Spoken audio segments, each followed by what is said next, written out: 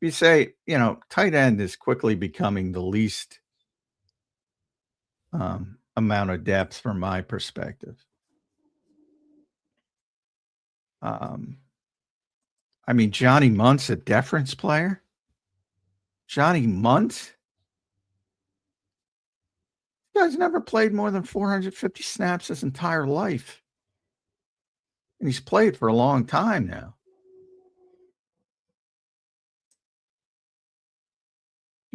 Good blocker, but he's not going to give you anything in the passing game.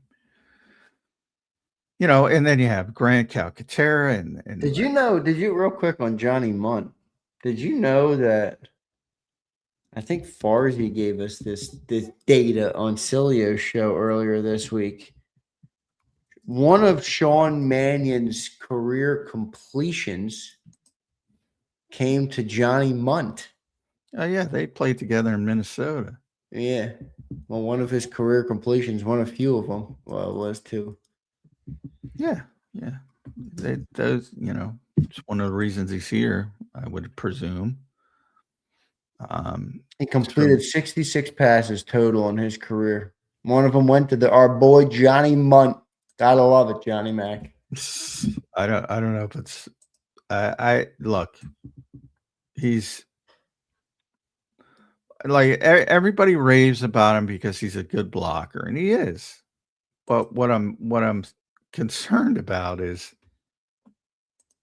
you should be striving to have somebody push Johnny Mundt, not make him a deference player. And right now, and by the way, I think that was the plan. I don't, they signed him to a 1-year veteran minimum deal. It's not like they went out and said, "Oh, this guy's a big part of the plan." The point is that nobody's pushing him because they're not pushing him.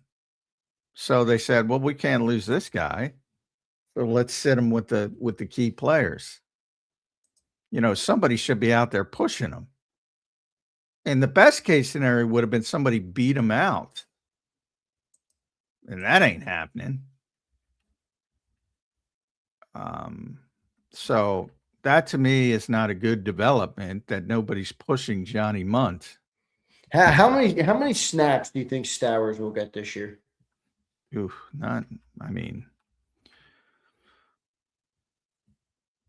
If nobody gets hurt, I would say under 300, certainly.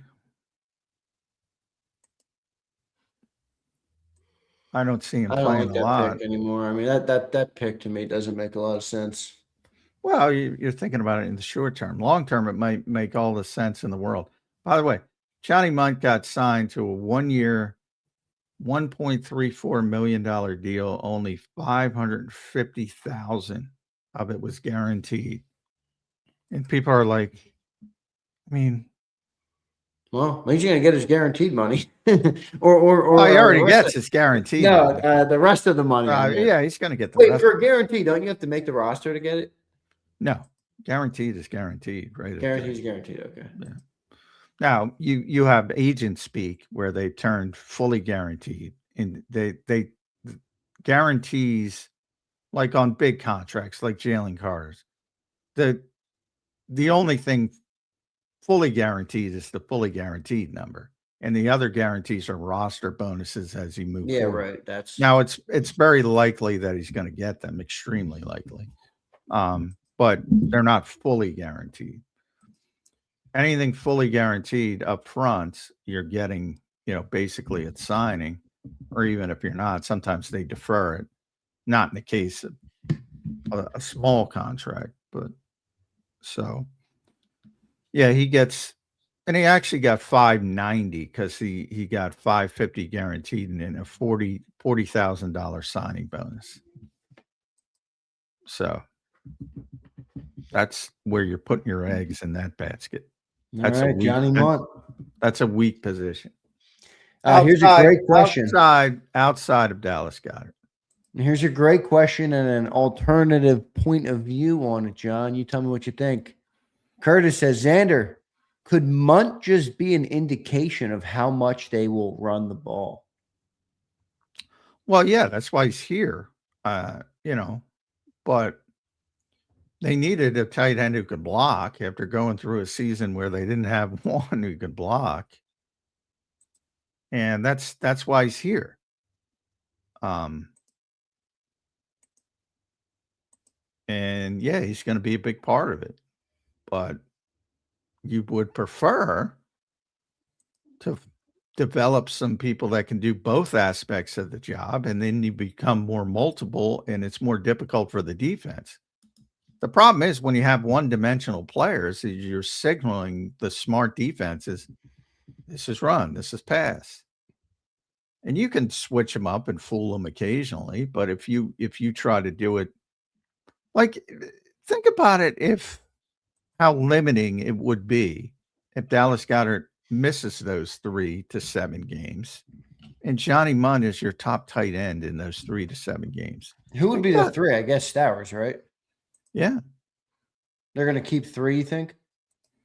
I don't know why. I think they'll keep 4 because Latu special teams and fullback, and he can do some different things. But,